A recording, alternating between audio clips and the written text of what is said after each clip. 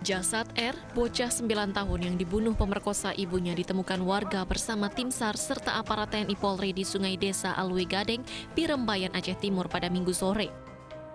Korban ditemukan terapung dan masih menggunakan pakaian lengkap. Jasad korban kemudian dievakuasi ke Rumah Sakit Umum Daerah Langsa, Aceh Timur. Dan dari hasil visum ditemukan banyak luka bekas senjata tajam di tubuh korban. Beberapa luka yang disebabkan akibat benda tajam. Ada beberapa tubuh korban, di antaranya yang memperparah kondisi korban tadi pada daerah leher. Itu saja. Jadi ada beberapa juga luka kaki sudah di tangan. Bu, diperkirakan berapa hari korban sudah mengapung? Kalau dari kondisi korban, perkiraan sekitar lebih dari 12 jam lah.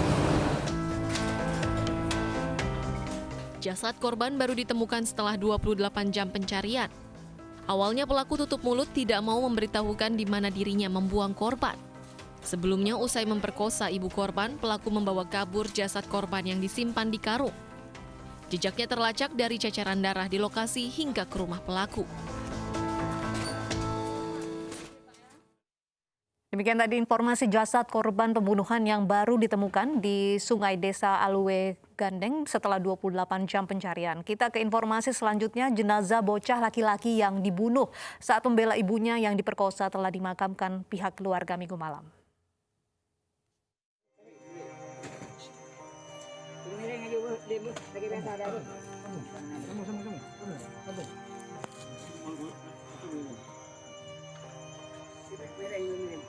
Pihak keluarga memakamkan jenazah R, bocah laki-laki 9 tahun yang tewas dibunuh di tempat pemakaman umum Desa Alwi Gaden, Birem, Bayan, Aceh Timur.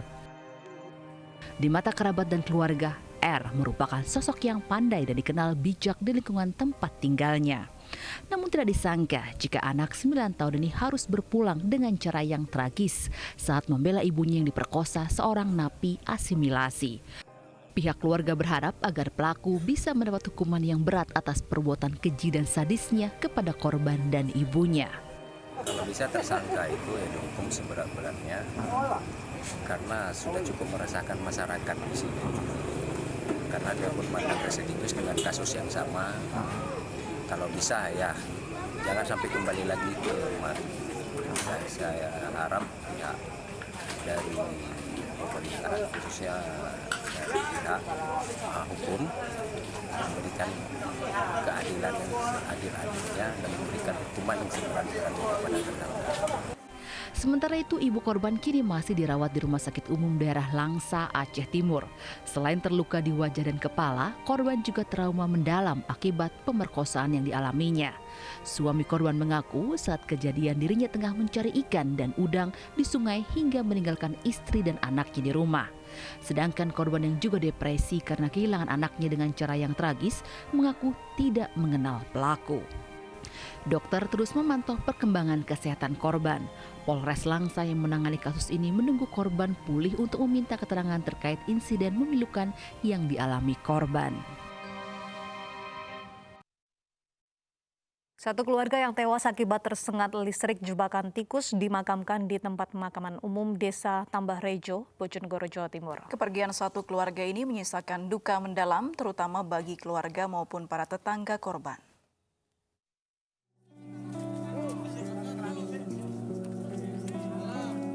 Puluhan warga mengiringi pemakaman 4 korban yang diduga tewas akibat tersengat listrik jebakan tikus di Bojonegoro, Jawa Timur. 4 jenazah dimakamkan di tempat pemakaman umum Desa Tambah Rejo, Kecamatan Kanor, Bojonegoro, Senin siang. Kepergian satu keluarga ini menyisakan duka mendalam terutama bagi keluarga maupun para tetangga korban. Mereka tak menyangka keempat korban meninggal dengan cara tersebut.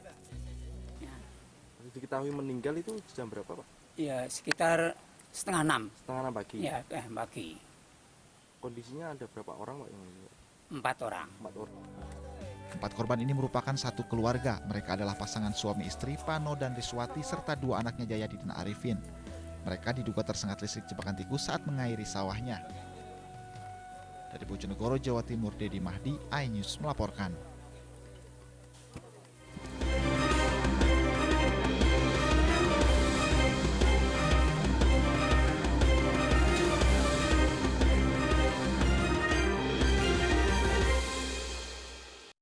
Dua pasang calon wali kota dan wakil wali kota Medan, Sumatera Utara terus berupaya meraih simpati masyarakat. Calon wali kota Medan nomor urut 2 Bobi Nasution mencicipi bandrek buatan pelaku UMKM di Kecamatan Medan Johor, sedangkan pasangan Ahyar Nasution Salman Al-Farisi menerima sumbangan infak dari warga Medan.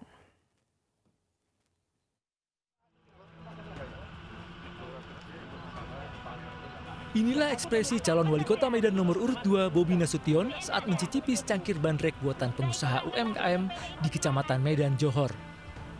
Ditemani sejumlah tim suksesnya, menantu Presiden Jokowi itu juga berbincang-bincang dengan masyarakat sambil melihat berbagai produk UMKM lainnya. Usai menemui pengusaha UMKM, Bobi juga tampil di depan pendukungnya dengan menyanyikan yel-yel.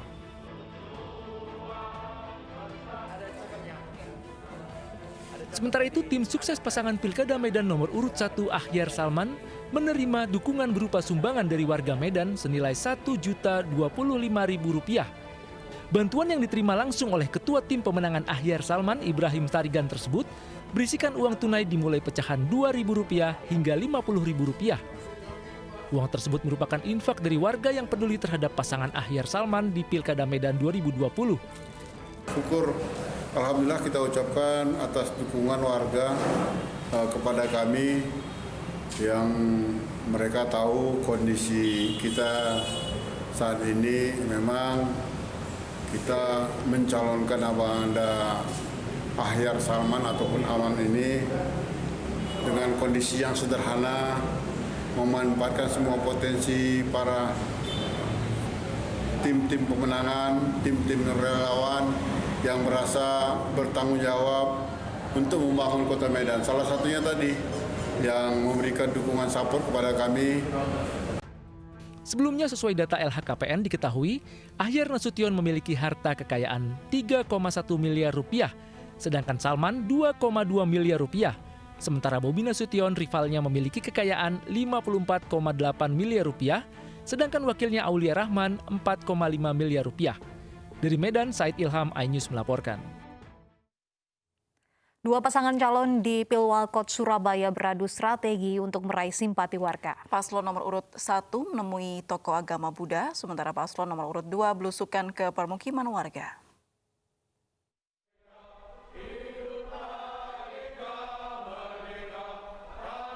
Pasangan calon Pilwalkot Surabaya nomor urut 1 Eri Cahyadi Armuji menemui sejumlah tokoh agama Buddha dan masyarakat Tionghoa. Di hadapan para tokoh agama Buddha dan masyarakat Tionghoa, pasangan calon paslon nomor urut 01 ini berjanji akan terus menjunjung tinggi toleransi antar sesama serta antar umat beragama. Selain itu, paslon yang diusung oleh PDI Perjuangan ini berjanji akan selalu hadir untuk membantu dan saling berbagi dengan sesama. Program kami ke depan bagaimana kita bisa saling berbagi. Seperti tadi dicontohkan berbagi, berarti pemerintah kota ke depan juga harus bisa berbagi ketika toleransi berumat beragama itu bersamaan. Sementara Cawalig Surabaya nomor urut 02 Mahfud Arifin yang tetap memilih gaya belusukan mendatangi dan melihat langsung kondisi kampung yang berada di kawasan depo kereta api Sidotopo, Surabaya. Calon wali kota yang berpasangan dengan Mujiaman ini lebih menyoroti perkembangan pembangunan, perkampungan atau RT yang belum maksimal karena pemerintah saat ini lebih mengutamakan pembangunan kota. Ada mencukupin, kita bisa bangunkan pembangunan untuk kepentingan RT, ada keseimbangan lah. Selama ini kan berfokus pada jalur-jalur tertentu, ya kan itu protokol. Kayak gini-gini nggak tersentuh, padahal bagus ini rapi, ya kan itu. Pak Suwarno. Paslon yang diusung 8 partai politik ini pun berjanji akan meningkatkan pembangunan di tingkat RT, khususnya dalam hal penyediaan fasilitas umum dan sosial. Karena diakui rencana tersebut sudah masuk dalam program kerja, termasuk sudah disiapkannya anggaran yang akan dialokasikan untuk masing-masing RT senilai Rp150 juta. Dari Surabaya, Yuda Prawira, iNews melaporkan.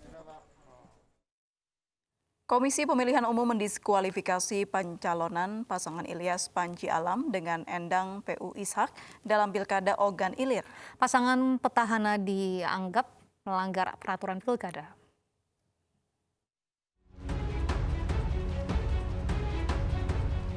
Keputusan didiskualifikasinya pasangan petahana nomor urut 2 Ilyas Panji Alam dengan Endang PU Ishak, calon peserta pemilu kada tahun 2020 di Kabupaten Ogan Ilir ditetapkan pada Senin kemarin dalam rapat pleno KPU Ogan Ilir sebagai bentuk sanksi administratif. Ketua KPU Ogan Ilir menyatakan pihaknya mendapatkan rekomendasi dari Bawaslu Ogan Ilir terkait dugaan pelanggaran mutasi jabatan. Sesuai surat rekomendasi yang diberikan oleh Bawaslu Ogan Ilir kepada KPU Ogan Ilir, pasangan calon yang dikenakan sanksi administrasi pembatalan pasangan calon sebagaimana dimaksud dalam diktum ke-1, nama pasangan calon bupati dan wakil bupati HM Ilyas Panji Alam SE, SH, MM, dan Insinyur Haji Endang PU Ishak, SH, MSI. Dengan didiskualifikasinya pasangan calon nomor urut 2, Ilyas Panji Alam dengan Endang PU Ishak sebagai calon peserta pemilu, masyarakat pun diimbau untuk tetap kondusif dan terus mendukung berjalannya tahapan pilkada. Dari Kabupaten Ogan Ilir, Sumatera Selatan, Fitriadi, iNews melaporkan.